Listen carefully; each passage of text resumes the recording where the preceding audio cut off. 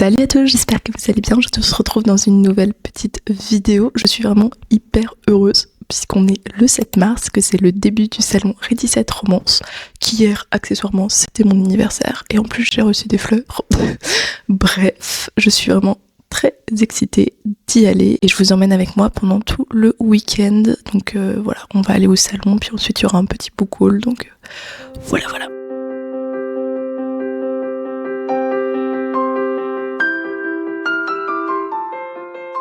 Contrairement à l'année dernière, j'ai un petit peu préparé. Je dis j'ai préparé, mais je ne me souviens déjà plus les dédicaces que j'ai réservées pour ce matin. Donc en termes de préparation, on n'est pas sur une booktubeuse très préparée, mais j'essaie de voir si j'aurai un bus, mais j'y crois pas trop. J'ai réservé Emma Berthet parce que son livre me donne trop envie, mais on verra si ça se conclut. Ça c'est de 11h30 à 14h, 12h30, 11h30 à 12h30. Et aujourd'hui aussi, de 13h à 14h, j'ai Fleur Hopkins L'Offéron. Donc c'est celle qui a écrit le guide sur la dark romance.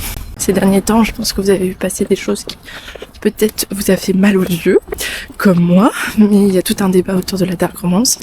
Et le salon Ready Set Romance voulait vraiment en parler. Alors pas de ce débat-là, parce qu'il est arrivé bien plus tard que l'organisation, mais de la dark romance de manière générale. Pourquoi on en lit, voilà. Donc elle a fait venir des interlocuteurs spécialisés, des éditeurs qui éditent ce genre de romance, etc. pour en parler plus. Et pour essayer de comprendre un petit peu. Moi j'en lis un petit peu. Et il y en a que j'adore, il y en a que j'aime pas. Et donc voilà.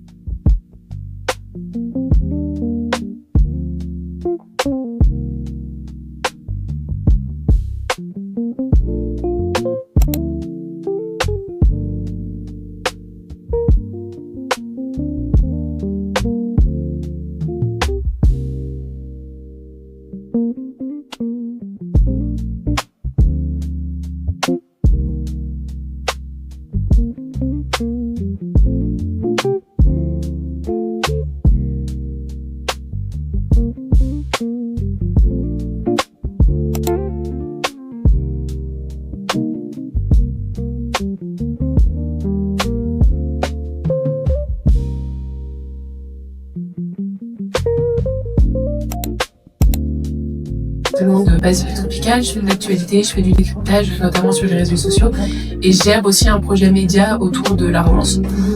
Et donc aujourd'hui, l'objectif, ça va être de prendre un sujet d'actualité, de le voir ensemble, et aussi de voir un peu comment décrypter aussi une polémique comme celle que je vais vous évoquer, qui est pas non plus une très grosse polémique. Je sais pas si vous l'avez vu, mais il y a eu un gros sujet autour de les fins tristes dans la romance. Ce que je disais, je suis intervenue dans un live cette semaine et je disais, mais je comprends pas pourquoi aujourd'hui les médias ont toujours pas pris le pas, en fait, parce que pour avoir lancé un média d'actualité, j'étais censée le présenter, mais j'ai oublié. J'ai lancé un média d'actualité dédié à la romance et je vois les stats que ça a fait en très peu de temps. Il y a vraiment une demande qui est énorme, en fait, juste s'informer, parler des nouvelles sorties, parler des auteurs, parler des maisons d'édition, parler des problématiques et autres. Il y a une demande qui est énorme et donc d'un point de vue pro, il y a aussi un marché qui est énorme et en fait, je comprends pas pourquoi les médias y vont pas.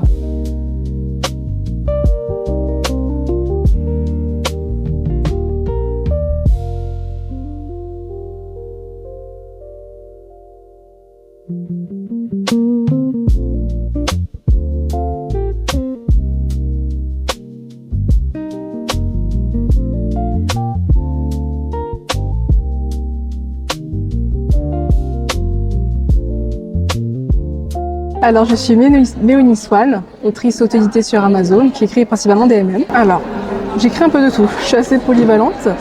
J'écris de la dark fantasy, fiction historique avec des pirates, et du contemporain feel good, comédie, et de l'Omégaverse. Alors je peux vous parler de Une place pour deux, qui est mon premier et peut-être seul feel good que je vais écrire. Donc c'est une romance entre un père célibataire et un patron de café.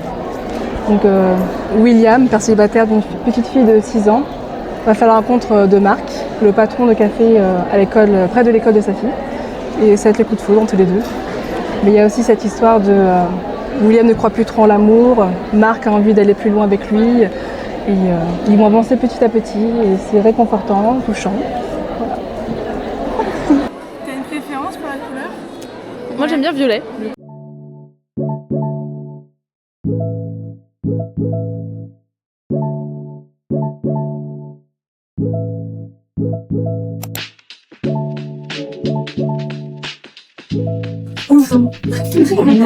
Hi, thank you everyone for coming. I started drawing in basically in kindergarten, so I've always been drawing. More professionally, I did study animation in school before I started working for Webtoon. So well, first I was just drawing for myself, basically. At some point I wanted to make my own stories and was hoping that it would eventually reach a big audience.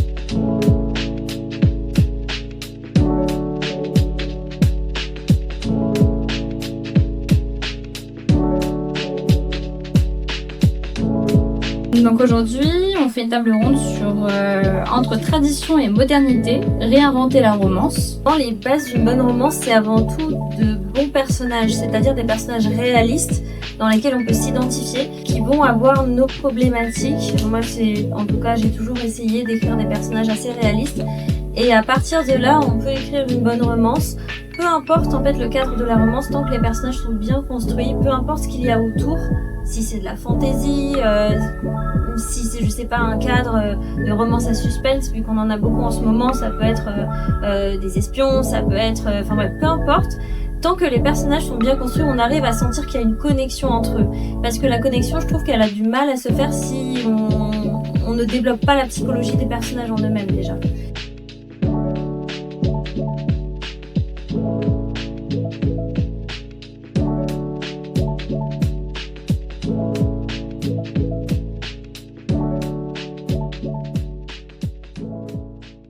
Bon, on est dimanche matin, je suis pas vraiment en avance, mais c'était un peu prévu parce qu'il fallait que je dorme.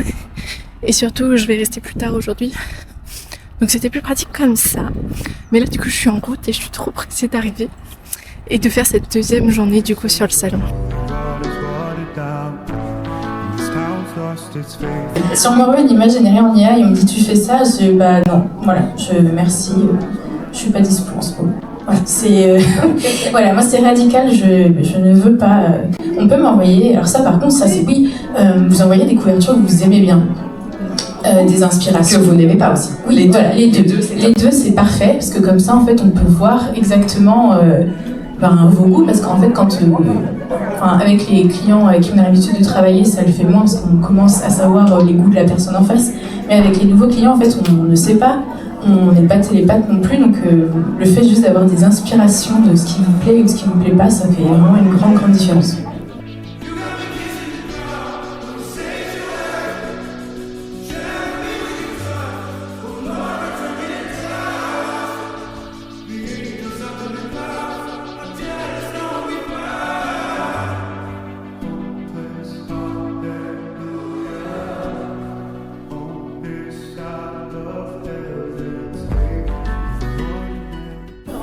Moi, c'est Laura, traductrice chez Arbis, embauchée par Ophélia, qui prend bien soin de moi et des autres.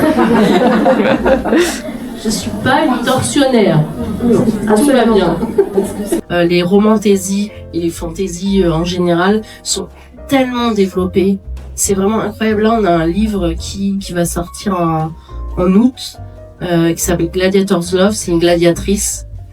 Et il y a vraiment tout un univers. Il y a une carte du monde qu'elle a complètement créée pour juste un one shot. Elle a créé un univers vraiment, c'est incroyable. Elle a fait une carte. C'est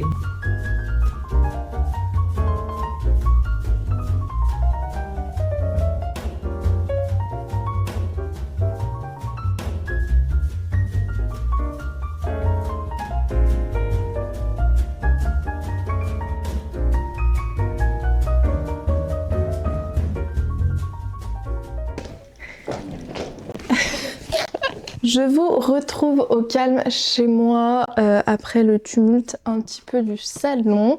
C'était vraiment trop cool. J'ai pas grand chose à dire de plus que les autres années sur l'organisation qui est juste toujours top. En tant qu'ambassadrice, personnellement, on avait le droit à un salon rien que pour nous avec de quoi nous restaurer, de boire et de manger quelques petits trucs. Il y avait aussi du temps calme, il y avait de quoi brancher son téléphone. Il y avait moins de prise qu'à la Wacom, mais c'était à peu près du pareil au même. Il y avait de quoi mettre sa veste, ses affaires. À la Wacom, c'était un espace où il y avait plus de monde, donc ils avaient carrément mis quelqu'un pour le vestiaire, mais là tu déposais juste tes affaires, tu repartais. Je trouvais que dans ce sens-là, c'était un peu plus simple et plus agréable. Et voilà, c'était incroyable. Au niveau du salon, il y a peut-être moins de monde que certaines autres conventions. Et c'est un truc qui est aussi un peu positif parce que quand t'as plein de monde, après t'as la tête comme ça à la fin de la journée parce qu'il y a du bruit, etc. Et là, il y a vraiment plein de petites salles, ce qui fait qu'il y a un peu moins de bruit. Et pareil, le salon qui nous était dédié, en fait, c'était beaucoup plus silencieux. Donc, si j'avais besoin d'une pause, je pouvais y aller. Donc, voilà. Je veux remercier encore une fois les organisatrices parce que c'était vraiment un truc de malade de pouvoir être invitée, de pouvoir être éclaireuse, etc. De pouvoir filmer. Incroyable. J'ai fait plusieurs conférences. J'ai acheté des livres. Bon, ça, vous vous en doutez, je craque à chaque fois.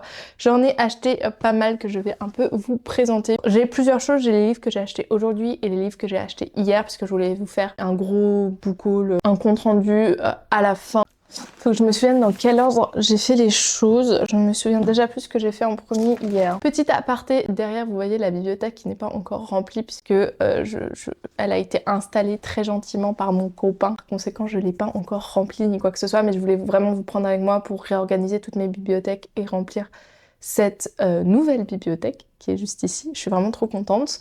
Et par conséquent, voilà, elle est vide, mais elle va bientôt se remplir, donc n'hésitez pas à vous abonner et tout, comme ça vous allez pouvoir suivre ça. Pour ce qui est du coup, en tout premier du samedi, la première chose c'est que j'avais 2 dédicaces le samedi matin que j'avais réservé.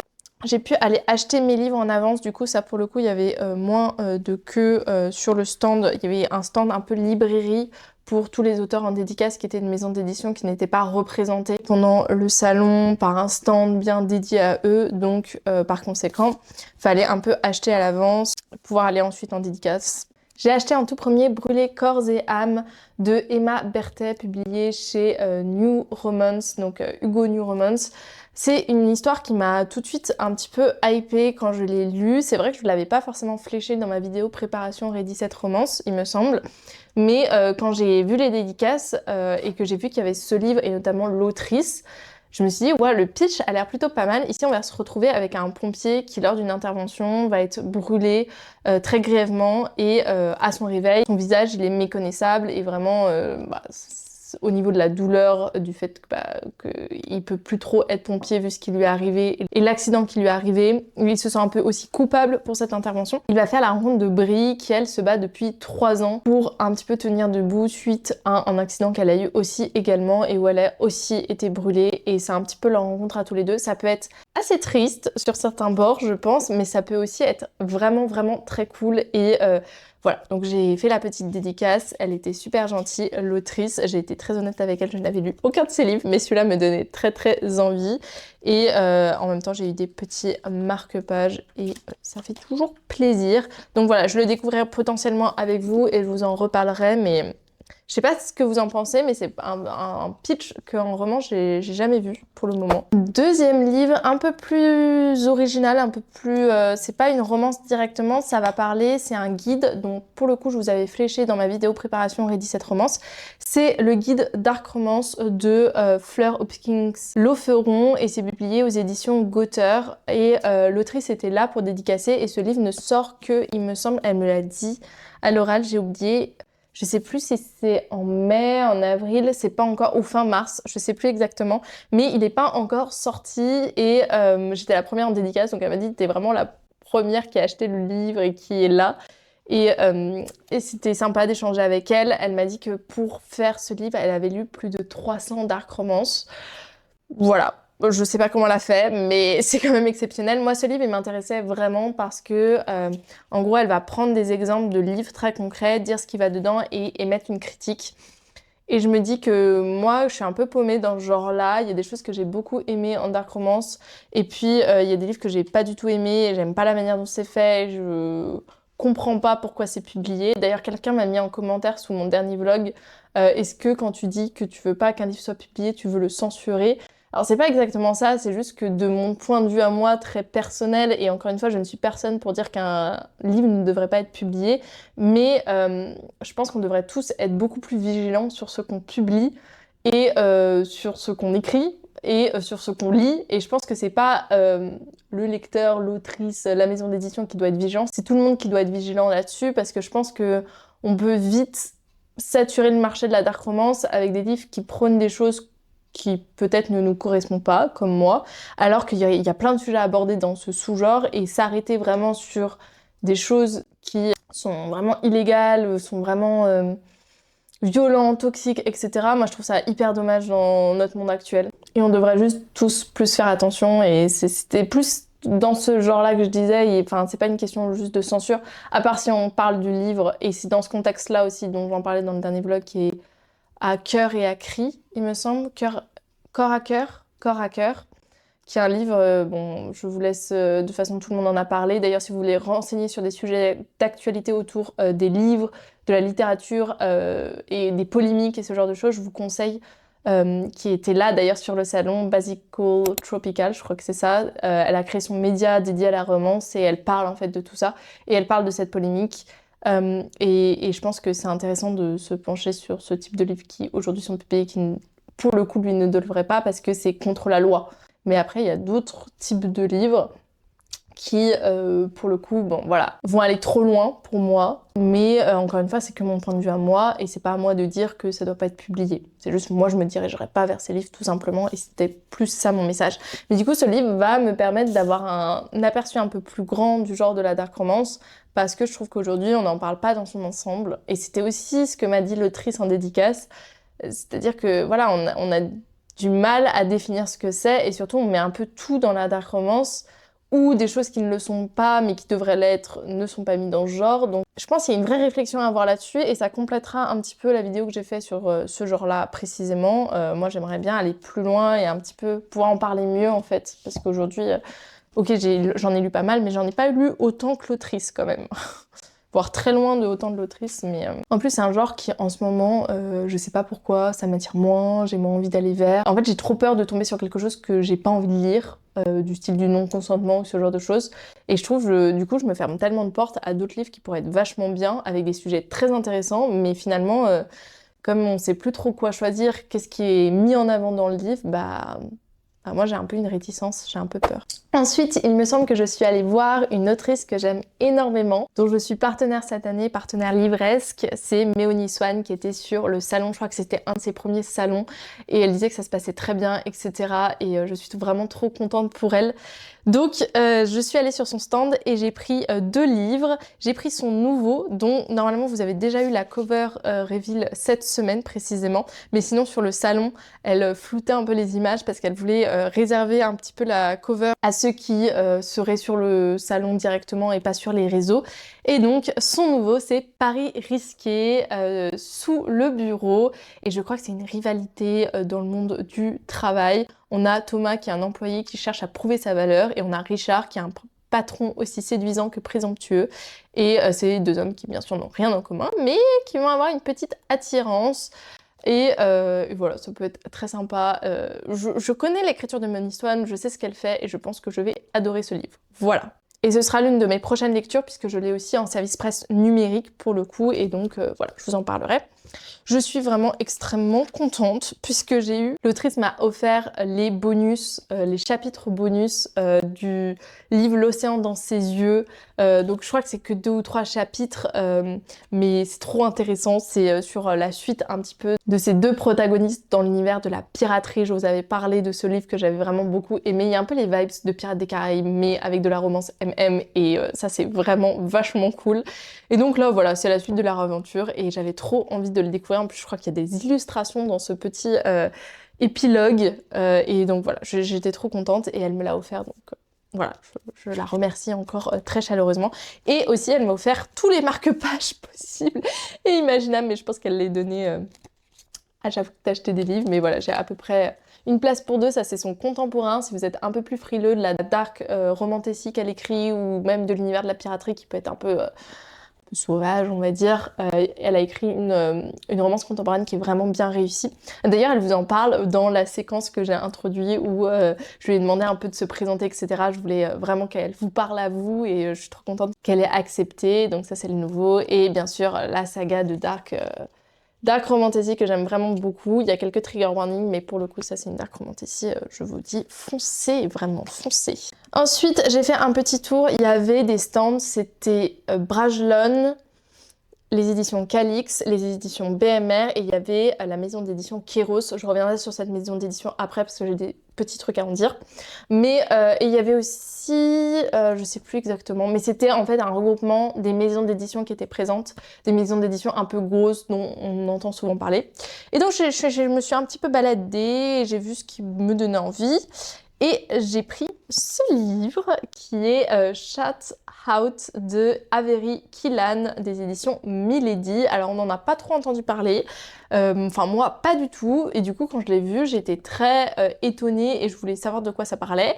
Et j'ai vu qu'il y avait un délire de frères meilleurs amis et de hockey. Puisqu'on va se retrouver du coup avec une jeune fille qui est obligée d'emménager avec son frère qui vit à l'autre bout du pays. Elle va se retrouver donc mêlée à l'activité de son frère qui est le hockey et elle va potentiellement, peut-être, partager quelque chose avec Tyler Donahue qui lui est le gardien de l'équipe de hockey mais qui est aussi un des amis de son frère. Et après une nuit ensemble, ils vont décider que ça va s'arrêter là, sauf que non, en fait, potentiellement, il va y avoir plus. Bref, ça me donne très envie. Romance contemporaine peut-être classique, peut-être un peu cliché, mais les tropes me donnent très envie, et notamment le délire Best Friend Brother, là, je sais toujours pas dire cette trope, mais c'est l'une de mes tropes favorites, et je suis trop contente, vraiment. Je vais vous parler du coup de la maison d'édition Kéros. Alors je sais pas si vous connaissez, moi je les suis sur Instagram, et ça fait un peu beaucoup de bruit au moment où ils ont créé leur maison d'édition. C'est une maison d'édition du Québec, mais qui a cette volonté-là un petit peu de, tout simplement proposer leurs livres en France. Ils ont notamment fait des appels à partenaires en France, il me semble. Ils ont leurs livres qui sont dans les librairies, à la FNAC, ce genre de choses exposées. Vraiment, vous pouvez avoir accès aux livres. Et c'est vrai que moi, ça me donnait bien envie de tester cette maison d'édition. Donc j'ai un peu lu tous les résumés et j'en ai sélectionné une histoire qui me donne vraiment beaucoup envie. C'est du coup Au cœur de nos tempêtes de Geneviève Simard et l'autrice était là, donc j'ai pu me faire dédicacer le livre. Elle m'a dit merci de te plonger dans l'histoire de Gabriel et de son capitaine. Après l'orage, le soleil brille-t-il toujours? Bonne lecture. Ça me donne très envie. L'autrice était adorable et très gentille. Ici, du coup, on va être avec deux personnages qui sont en train de chacun vivre un petit peu des moments difficiles dans leur vie. On a d'un côté une jeune femme qui s'appelle Gabrielle et qui est au milieu de procédures judiciaires interminables. Et de l'autre côté, on a Charles qui est un capitaine et qui a du mal à s'adapter à son quotidien. Ils vont se rencontrer au milieu de tout ça. Ils vont nouer des liens alors qu'ils ont l'habitude d'être célibataires et ça leur va très bien à tous les deux dans leur vie. Et finalement, le capitaine va devoir repartir pour une mission. Donc au milieu de tout ça, c'est comment il crée une relation. Question super intéressante, super importante, enfin les relations à distance, même le fait de se rencontrer à un moment où c'est pas forcément le mieux dans votre vie, mais est-ce que c'est à ce moment-là qu'il faut quand même construire la relation au risque de la perdre. Ça m'intriguait vraiment beaucoup et donc je vais me plonger dedans. Je vous donnerai des nouvelles par rapport à cette maison d'édition, à ce que j'en pense, etc. Mais voilà, en tout cas, j'ai très hâte de me plonger dedans. Et pareil, en fait, je cherche de plus en plus des pitchs en romance qui sont un peu différents de ce qu'on a l'habitude de lire et celui-là remplit les cases. Après, il me semble que je suis allée faire des petits tours dans les créateurs qui étaient autour du livre, qui créaient des choses autour du livre. C'était toujours dans la salle du haut. Et notamment, il y avait des cartes. Il y avait notamment quelqu'un qui faisait, j'aime bien faire ça à chaque fois, prendre les vieux stocks et notamment ils les font à bas coût. Et là, il y avait 5 cartes pour 1 euro, mais je ne sais pas du tout ce que ça va donner. Donc je vais l'ouvrir avec vous. C'est très étrange. Je vais vous les montrer un petit peu.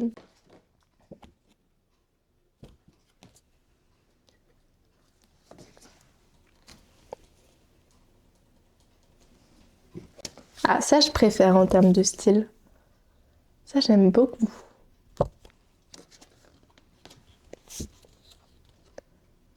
Je crois que je suis toujours autant admirative. Oh, j'arrive pas à le dire. Je crois que je suis toujours autant admirative des gens qui dessinent et qui dessinent bien. Parce que moi, j'en serais incapable, vraiment. Donc là où j'ai pris, parce que j'ai oublié le nom, mais je l'ai derrière, du coup, je vais pouvoir vous dire. C'est Nata et Oville. Et notamment, elle m'a donné ça aussi. C'est une sorte de carte. Et derrière, tu peux mettre toutes tes lectures avec les étoiles. Et je trouve ça assez sympathique. Et aussi, j'ai craqué pour un stand. Je vous ai filmé, il me semble. J'ai plus le nom parce que j'ai enlevé le truc. Ah si, je l'ai mis à l'intérieur. La personne qui fait ça, c'est l'atelier des Booms. Et elle fait des parfums d'intérieur avec le thème des livres. Donc c'est juste incroyable. Et j'ai craqué pour cette petite bougie que je vais sortir et que vous allez voir.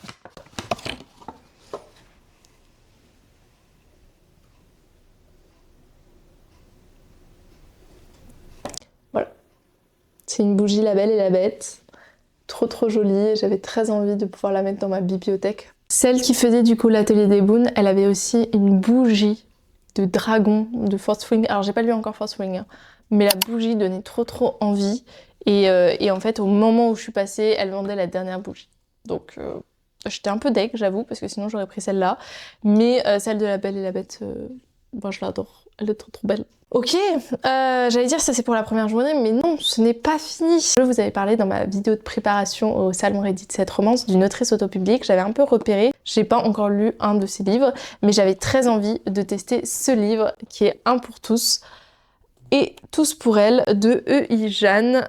Ici on est sur de la romance, il me semble un peu sombre, mais ça avait l'air très cool et assez original. Donc c'est une réécriture des Trois Mousquetaires, mais ça je pense que vous l'avez deviné. Mais surtout c'est un harem inversé. Mais elle m'a dit que c'était un petit peu différent des harems inversés classiques et qu'il y avait une vraie relation qui a été tissée avec les différents personnages. Parce que des fois dans les harems inversés, en fait t'as plus l'impression de c'est du smut ou que il n'y a pas de lien qui est tissé, et là elle m'a dit qu'il y en avait vraiment un. Je crois qu'il y a des illustrations et tout, donc on le lira ensemble. C'est pas le seul harem inversé que j'ai dans ma palle, j'en ai un deuxième. Donc pourquoi pas faire une lecture ensemble et voir si ça passe ou ça casse pour moi les harems inversés. Mais on verra ça ensemble.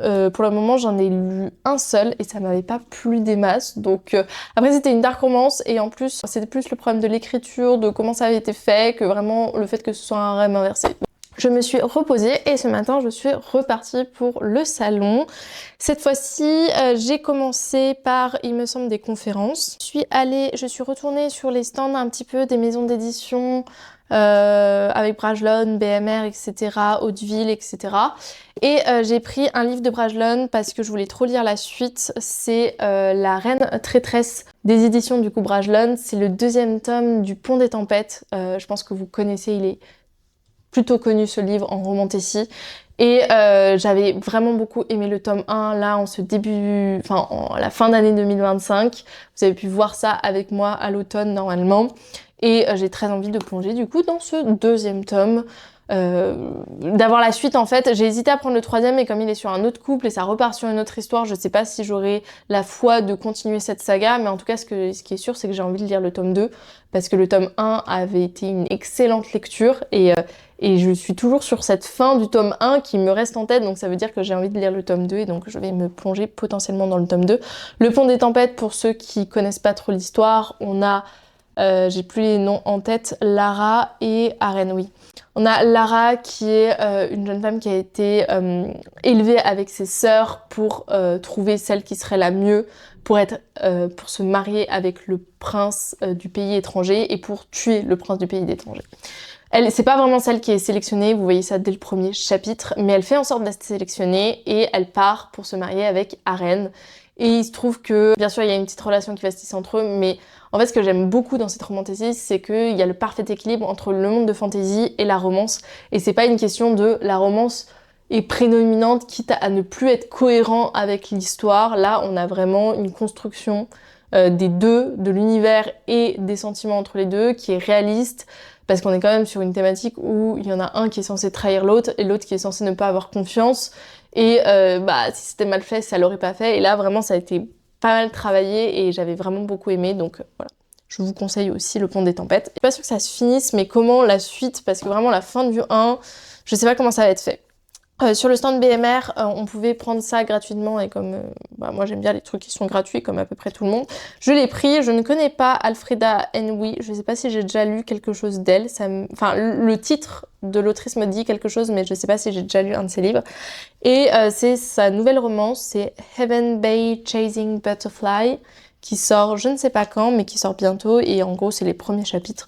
Et pourquoi pas, ça me donnera peut-être des idées pour lire ou pas cette romance. Je vous ai même pas montré mon pass, parce que j'en suis très fière à chaque fois, je vous l'avais montré pour la Wacom.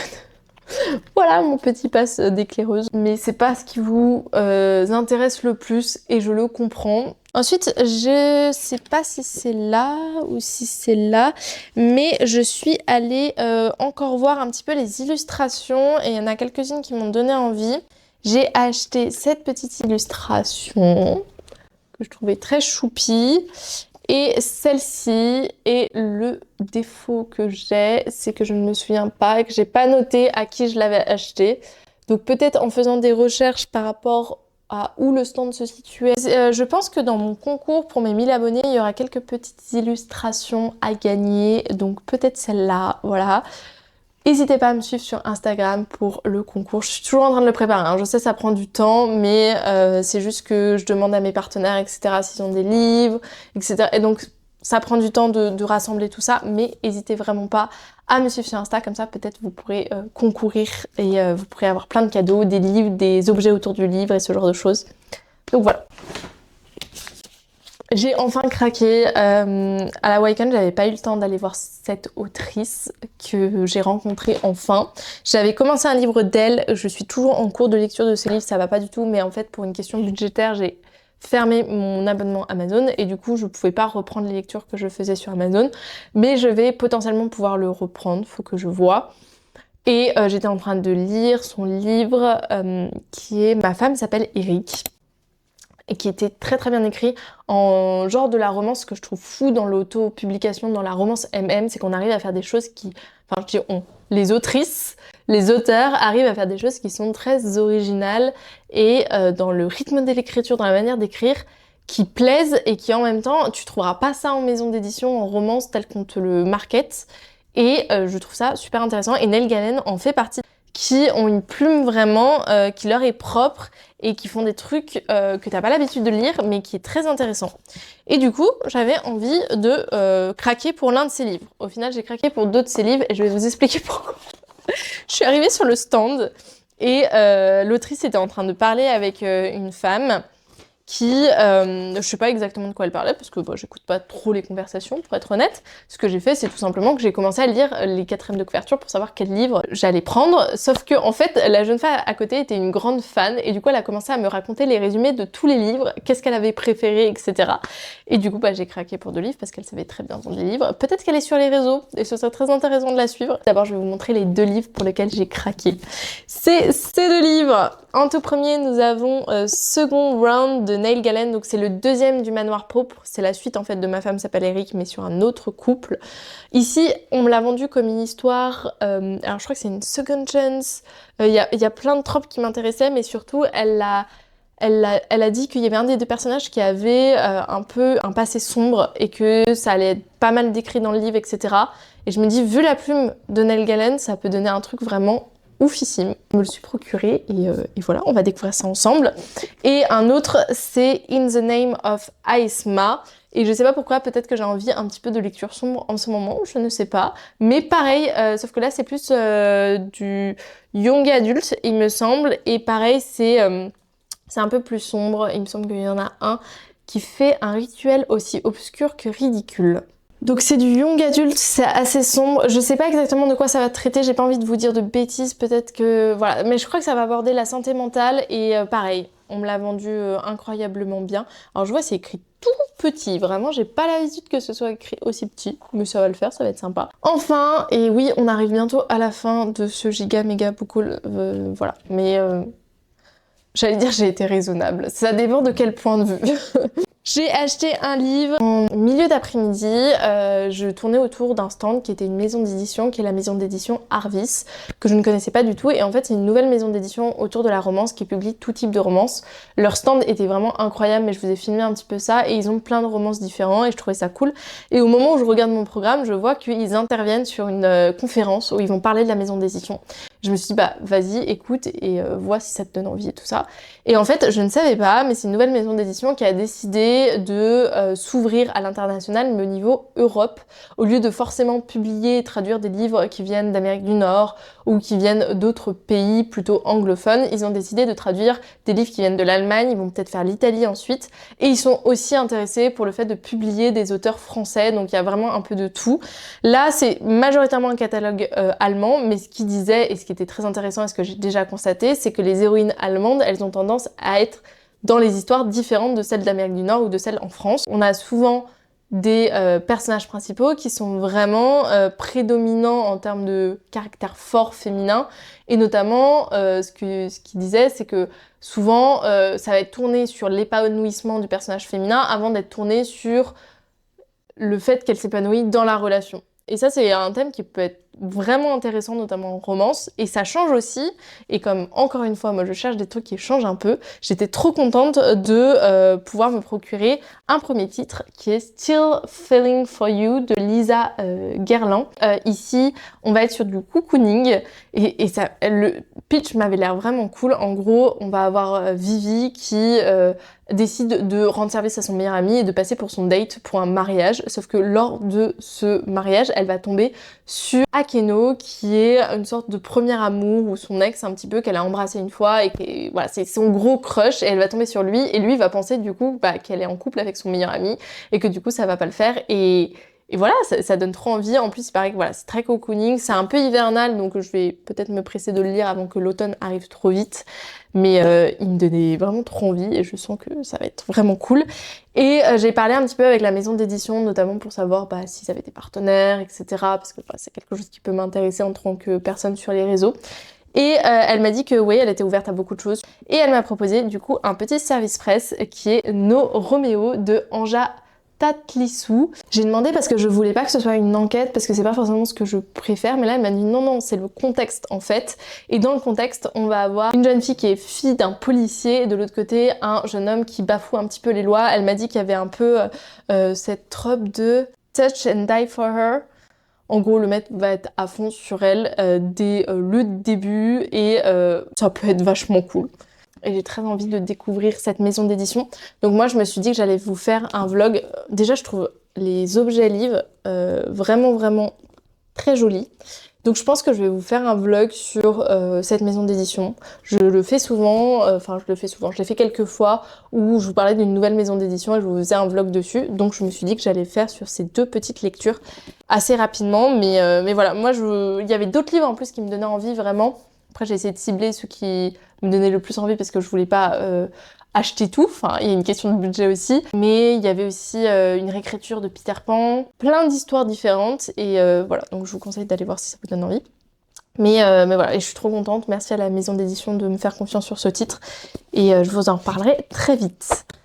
Voilà un petit peu pour ce que j'avais pour vous aujourd'hui. J'espère que vous avez apprécié cette vidéo. J'adore moi faire un vlog sur les salons littéraires, vous emmener avec moi, vous parler un petit peu de comment ça s'est passé, etc. Je vous ai pas trop parlé des conférences, mais vous en avez vu plusieurs et c'était super intéressant. Et vraiment, ils ont fait plein de thèmes, mais sur la romance, ils ont vraiment été larges, ils sont vraiment allés chercher plein de thèmes très originaux. Et je trouve que c'est juste incroyable de pouvoir avoir ça. Je vais vous laisser là pour cette vidéo. N'hésitez pas à liker, à vous abonner, ça fait trop plaisir. À commenter vraiment, expliquez-moi si vous y êtes allés vous, qu'est-ce que vous avez acheté, qu'est-ce qui vous a plu. Si les livres que je vous ai présentés vous intéressent, vraiment n'hésitez pas à interagir. Qu'on puisse discuter et tout, et merci à ceux qui mettent des commentaires sous les dernières vidéos. J'essaie d'y répondre le plus rapidement possible, des fois je prends un peu de temps, mais vraiment j'essaie d'y répondre et ça me fait très chaud au cœur de voir que voilà, vous suivez mes vidéos, etc. Et voilà, et sinon je vous dis à la semaine prochaine pour une autre vidéo. Salut!